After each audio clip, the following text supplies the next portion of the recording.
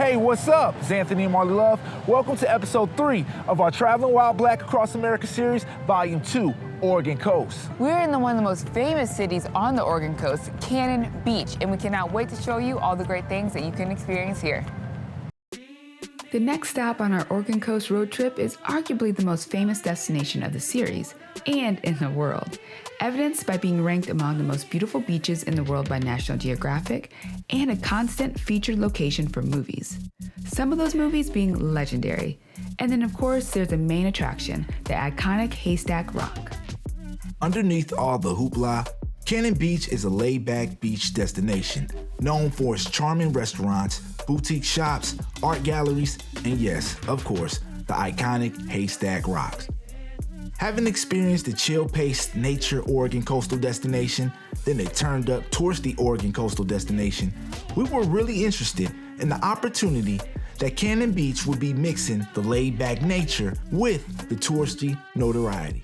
While a great art scene and breathtaking nature will be a recurring theme, Cannon Beach attracts a different type of tourism than Newport. The upscale shops, fine dining restaurants, against the backdrop of a gorgeous beach, all lend to a more of a romantic vibe. Ah, that's sweet. But when I heard the word upscale, I saw points draining from Cannon Beach's affordability score. In all honesty, putting the level of fun scale against the destination we went into with high expectations was intriguing within itself. But perhaps not as intriguing as Cannon Beach's transformation throughout history. Dating back thousands of years, the Clatsop and Tillamook tribes called home the area that would become Cannon Beach. They relied on fishing and hunting, the abundant fish and other wildlife, as well as trade. In fact, it was trade that attracted William Clark of the Lewis and Clark expedition to visit the area to meet with local tribes in 1806. It wouldn't be until the late 1890s that the area would become known as Cannon Beach, but the story of how it got its name began in 1846. In 1846, a U.S. Navy schooner, the USS Shark, which had been sent to the Pacific Northwest to assert American presence in the disputed territory, ran into some trouble trying to navigate the treacherous sandbars of the Columbia River. That day, the crew found out why the sandbar became known as Graveyard of the Pacific. The ship broke apart and sank. Though the crew escaped with their lives, any remnants of the ship was lost to the sea, including the ship's cannons. Fast forward to the 1890s when one of the cannons from the wreckage was discovered after it had washed upon the shore. That cannon would be the inspiration for the name given to the town. The city wouldn't officially incorporate until 1956, which was influenced by an influx in tourism dollars thanks to the development of Ecola State Park in 1932, officially kicking off Cannon Beach's transformation from a small fishing and logging village to hot tourist destination. In Cannon Beach, we were determined to experience a little bit of everything it had to offer. Its art, its nature, its romance. And for the third time, we packed up our car, hit the gas, and left Newport in the rear view. We were off to Cannon Beach, the third city on our TWB Across America Road Trip Series, Volume 2. Drive grade. The fact that the drive for each leg of the road trip has only gotten better, we were confident the trend would continue traveling further north on the US 101. Driving from Newport to Cannon Beach, the route on paper, and minus our pit stops, was around 2.5 hours, the second longest leg of the road trip, but not too much longer than our last leg from Coos Bay to Newport. That consistency only makes sense to get a consistent score, so both points for route difficulty. Check this out. Up until this point of the road trip, we had traveled around 494 miles. And by the time we reach our last stop of Astoria, we will have only traveled around 627 miles. Not a lot compared to the over 1,300 we traveled on our last road trip series.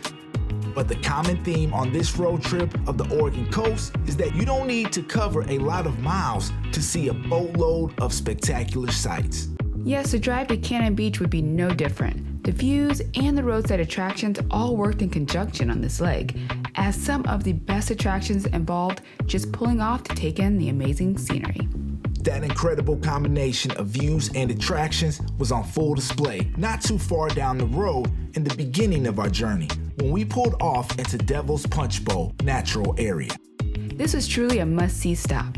The park provides a front row seat to travelers looking to experience some of Oregon's best dramatic coastal views.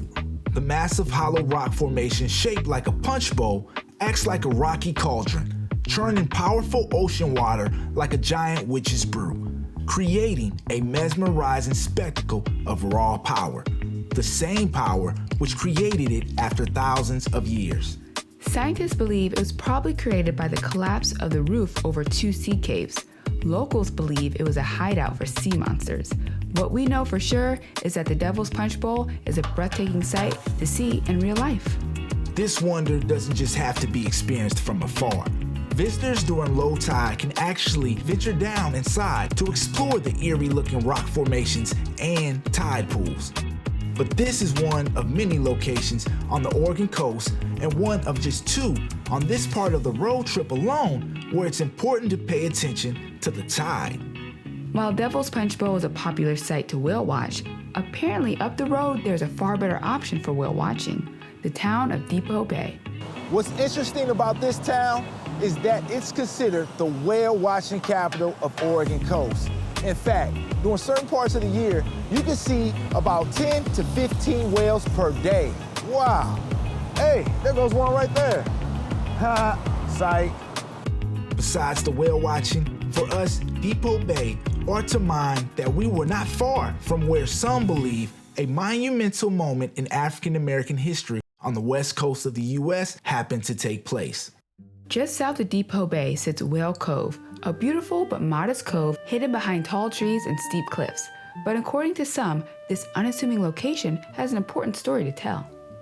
Some say that it was here in 1579 that the first people of African descent ever stepped foot on the west coast. So why do we say some and not state it as absolute fact, like our story at the beginning of our series about Marcus Lopez, the first black man in what will become Oregon State? The answer is, it all comes down to documentation. That's right. See, this belief that Whale Cove was the site of the first black person on the West Coast is connected to the 1579 voyage of Sir Francis Drake, a voyage on its own that comes with a lot of mystery, all due to having no definitive historical evidence ever been documented. Yes, not only are there conflicting accounts on whether Drake landed in California, Oregon, or British Columbia even, and while it's documented Drake had both enslaved and freed black sailors a part of his crew, none of those accounts mention any of them ever stepping foot on land anywhere. Compare that to the account of Marcus Lopez, which was well documented through ship logs and other written records, that account of his journey. This serves as an example of the importance of documenting history, and we can't help but to recognize how traveling, learning, and retelling these stories only reinforce that record, so that their legacies will be around longer for those to hear. Message! On this leg of the road trip for us, the pull-offs were great connectors to some spectacular scenery, as well as reminders of some interesting Oregon Black history we've learned through the years. But this leg was also a reminder of the not often talked about constant threat facing the Oregon coast and really the Pacific Northwest coast as a whole. In fact, it was 5 minutes prior to Lincoln City, in Sillett's Bay, we pulled off to a marker that was a pretty explicit reminder.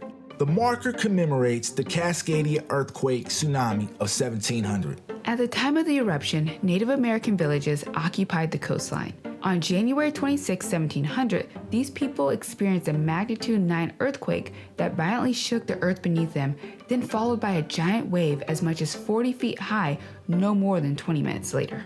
Along the Oregon coast, there are other reminders of this region's seismic history: ghost forests. These submerged coastal forests once stood above ground until a major earthquake like the one in 1700 caused the land to sink rapidly beneath salt water and sediment to be preserved for centuries. Mega earthquakes and tsunamis that have occurred for thousands of years in the region, more often than not, was caused by a very precarious fault line not too far offshore. Y'all, we are in Newport, Oregon, on the beach next to the Pacific Ocean, and look at those huge waves. Crazy. Yes, in Newport, you will see some pretty big waves, but its proximity to the Cascadia subduction zone does put it in somewhat of a precarious situation. The Cascadia Subduction Zone, a fault line that runs 600 miles from Northern California all the way up to Canada. And it's not just any fault, it's a megathrust.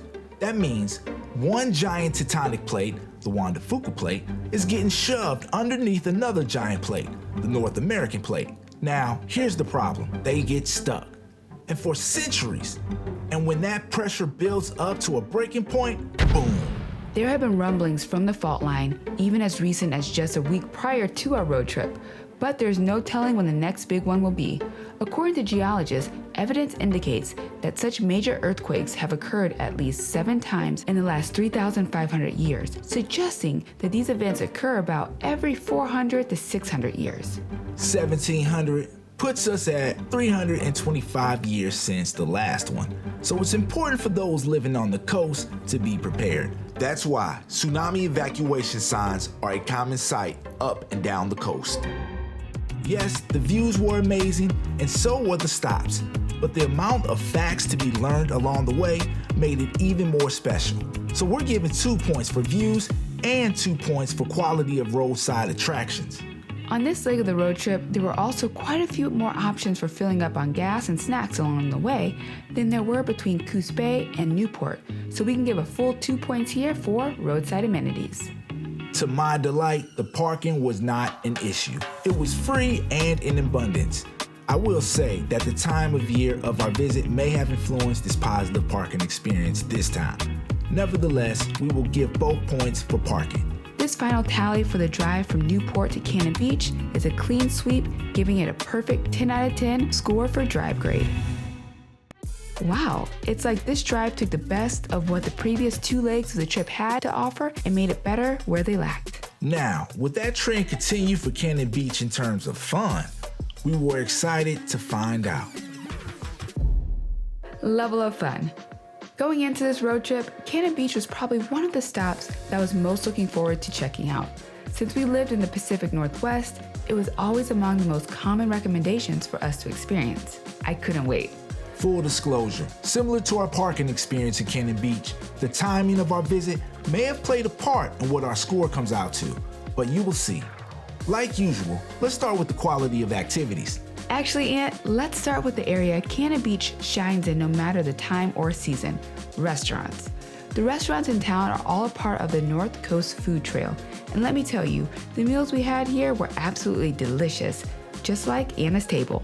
Not lost to us that Oregon is huge for craft beer, and Cannon Beach fits right into Oregon's craft beer reputation with some excellent breweries on the North Coast Craft Beer Trail. That's why it's an easy 2 points for quality of restaurants. Cannon Beach also makes a great case in regards to special events. The town is host to a bunch of notable events throughout the year, from unique ones like the Cannon Beach Sandcastle Contest, which claims to be the oldest competition of its kind in the Pacific Northwest, to ones that make a lot more sense, like the Spring Unveiling Arts Festival, so both points here. Okay, now for quality of activities. We've already touched on the options for great restaurants and beer within the town, but what if you're not a foodie? Or you're a foodie, but you're looking for more? In town, there is a way for visitors to experience some of what Cannon Beach is known for. Cannon Beach has a reputation for being one of the top art towns in America. Yep, and on the Cannon Beach Public Art Walk, you can see installations like the one behind us all over the town. We even joined in on the town's self-guided art walk. The installations featured all kinds of artwork. There was a lot to take in. There was definitely variety, but when it comes to fun, the real standout in Cannon Beach is the nature. Cannon Beach offers a variety of parks that connect to nature in a variety of ways. One of those parks, located in the middle of town, even connects directly to Cannon Beach and American history. Nookus Park. This was once the site of a prosperous native village. This is also where William Clark and a few men from his expedition met up with local tribes. One of the parks just 10 minutes outside of Cannon Beach connects to some of the most magical nature experiences by allowing visitors to get up close to sea caves, waterfalls that drop right into the sand, and some of the most beautiful stretch of beach. But this is one of those locations on the Oregon coast we mentioned earlier, where it's important to pay attention to the tide. We're at Hug Point State Recreation Site. The views are spectacular, so amazing. But make sure you leave before the tide gets too high, otherwise you might be stuck on the beach. Still, the park that tops all of the parks in and around Cannon Beach has to be Ecola State Park. Ecola State Park is home to an old-growth rainforest, jaw-dropping ocean views, and even the Tillamook Rock Lighthouse. The park's trails are perfect for taking in all that beauty, with plenty of overlooks showcasing those stunning views. We made sure to spend time exploring Ecola State Park, and it didn't disappoint. But honestly, our favorite nature experience, and maybe our favorite moment overall, was walking along the beach and soaking in the view of Cannon Beach's crown jewel, Haystack Rock. It's one of those sights that's even more incredible in person. Yeah, the movies don't do it justice. Look, Cannon Beach really is the perfect Oregon coast getaway. Especially for couples looking for a more romantic destination. Those sunsets, unforgettable. But for this road trip series, in terms of fun, we kind of look at it like it really didn't stand out from anything we experienced on any of the previous stops or even the drive to Cannon Beach. Again, time of year may be the cause of this, but we are giving only 1 point for quality of activities. Not so much the activities, but the vibe surrounding the place is what hurts the demographic applicability score. The romantic, sleepy feel of the town doesn't seem like a great place for families with younger kids, so 1 point here. One thing is for sure, no matter the season, Cannon Beach is gonna be on the more expensive side. It was definitely one of the most expensive stops we made on this road trip. I guess its upscale aesthetics does come at a price. So we're only giving 1 point for affordability. The final tally for us was somewhat surprising, but the most prestigious of the stops on our Oregon Coast road trip series comes out with the lowest level of fun score so far. We give a 7 out of 10 for level of fun. Yes, that was surprising. And again, perhaps it was the timing of our visit. But either way, I can definitely see us coming back. But let's see if Cannon Beach can do better against our comfort scale. Comfortability for Black people. Cannon Beach was surprising in regard to the level of fun grade, but we were just as, if not more surprised in regard to the amount of Black people we seen in town. Look, it wasn't a lot, but we seen them quite a bit, and most of them were locals. Yes, when pulling off the road and walking into our lodging, it was really refreshing to see a sister work in the front desk checking us in. And a couple other places, Black people were there too. So we are giving 2 points for Black people seen. Of course, that added to our personal comfort level. But not only that, walking around the town and dropping into the establishments, we encountered some friendly and welcoming people. So just like the previous 2 stops, we can give 2 points for our personal comfort. Cannon Beach does do better in the previous 2 destinations in terms of visibility of artifacts of inclusion. We actually saw a couple of pride flags around town, so 1 point here. Unfortunately, that's where the points stop. Not a lot of diversity in the marketing of the destination at the time of our visit, and we couldn't really find any information that connects to any cultural resource groups in or around Cannon Beach. But I will note, the conversation I had with one brother living in town where he indicated that he had nothing but a positive experience living in Cannon Beach and is very happy with his decision to relocate there. So even with missing out on points from the latter 2 criteria, Cannon Beach still comes out with what's been a consistent score for these Oregon Coast destinations. We give a 5 out of 10 for comfortability for Black people. Look, even though the fun score was lower than what we would expect, we still enjoyed our time in Cannon Beach, and we really do see ourselves going back. Seeing the iconic Haystack Rock in person outweighs any level of fun score.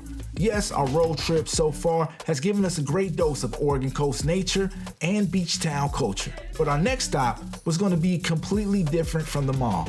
Astoria was going to be more of an experience within the city, but what was most exciting, it was a city that features a museum that celebrates its historic connection to cinema, which makes sense because of the city's connection to a very iconic one. It was just in time too, because the weather was beginning to turn around this part of the road trip. So we were more than ready to find out what an Oregon Coast city experience is like. On to Astoria.